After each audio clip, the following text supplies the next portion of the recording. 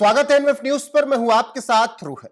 Cockroach जनता party के प्रवक्ता सौरभ दास कह रहे हैं कि भारत में तो लोग चलते फिरते हुए गाली गलौज करते ही हैं। अब ऐसे में प्रधानमंत्री को गाली दे दी, जॉर्जिया मेलोनी की गाली दे दी, प्रधानमंत्री की मां को गाली दे दी, तो कौन सी बड़ी बात है? या आर्मी को गाली दे दी तो कौन सी बड़ी बात? मोदी जी को गाली बुरी लगी हो तो वो मानहानि का केस कर दें। मेरे साथ इस वक्त राजनीतिक समीक्षक अभिषेक अहलावत है।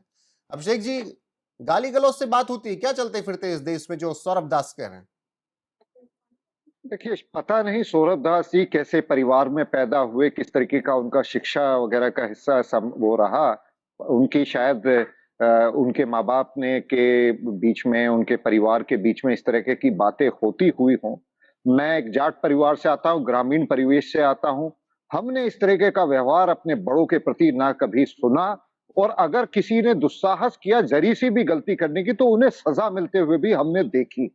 हमने देखा कि हमारे यहाँ पंचों की व्यवस्था रही, चौधरियों की व्यवस्था रही, परंतु कभी भी किसी ने भी किसी बड़े पद पे बैठे हुए व्यक्ति, अपने से उम्र में बड़े व्यक्ति के साथ, अपने घर परिवार में अपने से थोड़ी सी उम्र के बड़े के साथ भी बदतमीजी करते हुए इतनी इतनी भ्रष्ट भाषा का प्रयोग तो हमने अपने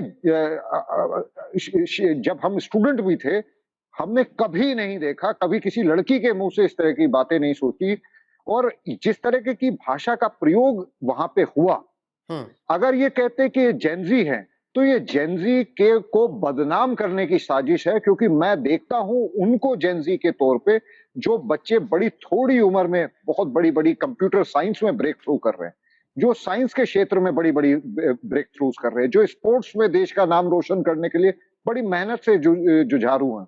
ये जेनजी अगर इस तरीके के गाली-गलौज करने वाले, नशेड़ियों जैसी बातें करने वाले, और जिनको बड़े-छोटे की जरी-सी कदर नहीं है, मुझे नहीं लगता ये जेनजी को किसी भी तरीके से रिप्रेजेंट करते हैं। इनकी जगह इनको करेक्शन के लिए इनको भेजना चाहिए।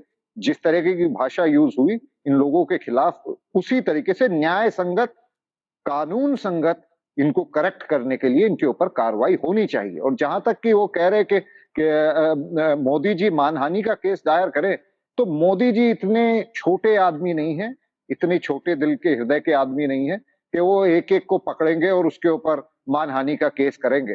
पर हाँ, ये सौरभ दास जी उसी भाषा का प्रयोग एक बार करके दिखाएं अपने मंच से या किसी भी उससे, तो इनको ये आटे दाल का भाव जो है, ये सही से इस देश की कानून व्यवस्था बता देगी। जी। बिल्कुल, मैं वही कह रहा हूं कि अभिषेक जी की जब कह रहे हैं कि प्रधानमंत्री मानहानि का केस कर दें, तो ये उस मामले में बोल रहे हैं जब एक नोएडा की लड़की है जिसके बारे में अब चीजें रिवील हो गई हैं, उसके खिलाफ लोग एफआईआर दर्ज करवा रहे हैं। फिलहाल परिवार फरार है।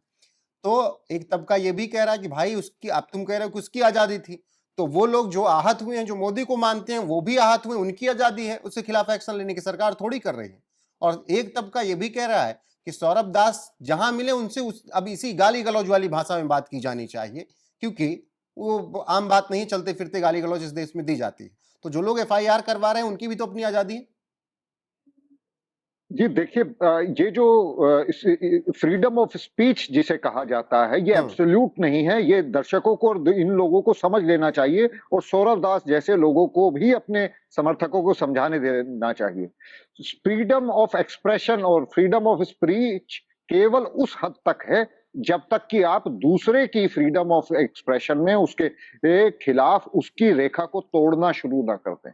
जब आप गाली-गलौच, अभद्रता पे उतर आते हैं, तो तब आप एक सामाजिक कानून, एक सामाजिक सिस्टम के खिलाफ जाने लगते हैं, और ये समाज इसको बर्दाश्त नहीं करेगा। कोई भी सभ्य समाज होगा, वो इसे बर्दाश्त नहीं करेगा। और ये सौरभ दास जैसे लोग, हो सकता है इनकी परवरिश में कुछ कमियां रह गई हों, घर से संस्कार ना मिल पाए हों, परंतु इनको जो अपने जो समर्थक हैं, उन्हें समझाना चाहिए कि समाज में चलेगा नहीं। और अगर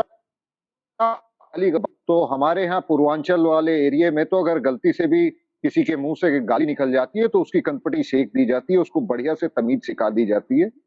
और इनको बड़ा संभल के चलना पड़ेगा अब, क्योंकि अब इनकी इन बातों का प्रयोग जब इनके खिलाफ होगा, तो मैं उम्मीद करूंगा ये आहत अपने आप को महसूस नहीं करेंगे जब इनकी मदर सिस्टर के लिए उसी भाषा का प्रयोग किया जाए। बिल्कुल, बाकी सौरभ दास तो ये भी उकसा रहे हैं कि सुप्रीम कोर्ट ने जब फैसला सुनाया कि जो आपराधिक गतिविधियों में थे उनके खिलाफ मामला दर्ज हो, तो वो उस पर भी भड़का रहे हैं कि हम तो मानते नहीं। तो उनका ये जो गैर राजनीतिक वाला मामला था वो निकल कर चार चरित्र चेहरा सब दिख रहा है।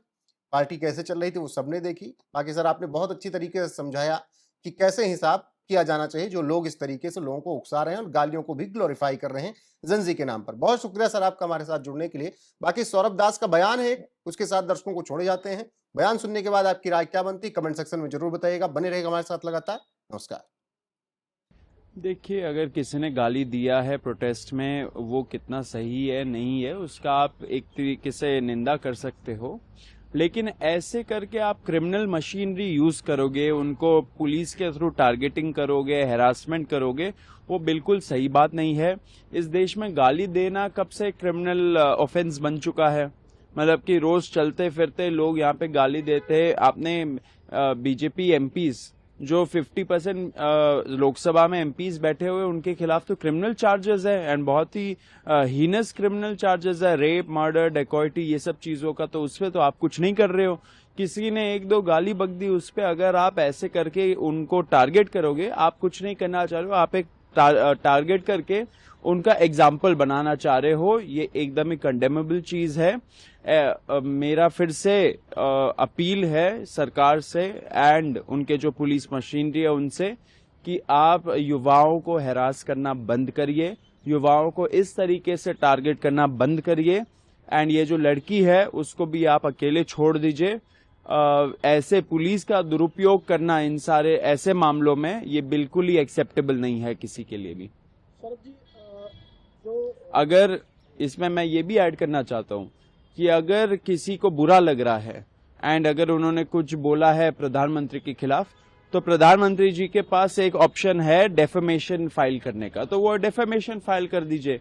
लेकिन आप पुलिस के थ्रू टारगेटिंग करा रहे हो, वो बहुत गलत बात है। युवाओं को आप टारगेट मत करिए, हैरास मत करिए, हमें एक्सेप्टेबल नहीं है। सुप्रीम कोर्ट के आदेश के बाद दिल्ली पुलिस ने अब वो सभी जो एफआईआर केस जो कार्रवाई है वो चलाने करने का मना किया है। जी देखिए जो कल दिल्ली गवर्नमेंट का नोटिफिकेशन निकला वो एक पॉजिटिव डेवलपमेंट है। बहुत स्ट्रगल के बाद हम लोग जीते, सारे युवाओं की जीत हुई है। धर्मेंद्र प्रधान का जो इस्तीफा था वो हमारा मेन डिमांड था एंड वो हम जीते। It's historic. एक तरह से हम देश के युवाओं ने इतिहास रच दिया। बाकी के जो 2 गारंटीज थे उस पे भी हमें आशा है कि सरकार जल्द से जल्द उस पे अमल करेगी। कॉम्पेंसेशन भी जल्द से जल्द आएगा और जो एफआईआर्स है वो भी विड्रॉ होंगे, उसके प्रोसेस भी शुरू हो जाएगा एंड होपफुली सुप्रीम कोर्ट में भी जब नेक्स्ट हियरिंग होगा तब सरकार सुप्रीम कोर्ट को अवगत कराएगी कि क्या जंतर मंतर का एग्रीमेंट था जुलाई 25 का। इंडियन सिटीजन में ऐसे आपसे क्लिप डालना चाहिए, जितनी जो वीडियो जिसमें वायरल हो रही है उसके खिलाफ कई जो मतलब गवर्नमेंट को सपोर्ट नहीं करते वो लोग भी इसके अगेंस्ट इसको अप्रोच कर रहे हैं, मतलब बेकार बता रहे हैं कि गलत चीज है। आप इसको कैसे देखते हैं? देखिए, कुछ लोगों को बेकार लग सकती है, कुछ लोगों को नहीं लग सकती है। इन सब चीजों पे हमें नहीं पड़ना चाहिए। क्या क्रिमिनल मशीनरी, मतलब कि आप पुलिस को यूज करके ऐसे चीजों को बंद करवा सकते हो, बिल्कुल गलत बात है। अगर आप पुलिस को यूज करके टारगेट कर रहे हो, हैरास कर रहे हो, किसी की बोली आपको सही नहीं लगती है तो उसके लिए पुलिस नहीं लगाना चाहिए। अगर किसी को दुख पहुंच रहा है तो वो अपने आप पर्सनली डेफेमेशन केस फाइल करे। प्राइम मिनिस्टर को अगर बुरा लग रहा है ऐसे लैंग्वेज से तो प्राइम मिनिस्टर पर्सनली एक डेफेमेशन केस फाइल कर सकते हैं। लेकिन पुलिस मशीनरी का इसमें कोई रोल नहीं है। पुलिस अगर यूज किया जा रहा है तो इसे यूज किया जा रहा है क्योंकि वो टारगेट करना चाहते हैं युवाओं को एंड इस लड़की के थ्रू एक एग्जाम्पल भेजना चाहते हैं, एग्जाम्पल सेट करना चाहते हैं। ये बहुत ही कंडेमेबल है, निंदनीय चीज है। हम इसका खंडन करते हैं। पुलिस और क्रिमिनल मशीनरी का इसमें कोई रोल नहीं है। कोर्ट्स को प्रोटेक्ट करना चाहिए ऐसी लड़की को।